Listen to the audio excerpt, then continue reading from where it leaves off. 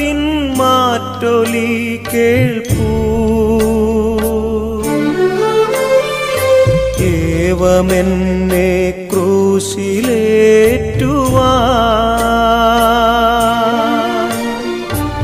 അപരാധമെന്തു ഞാൻ ചെയ്തു?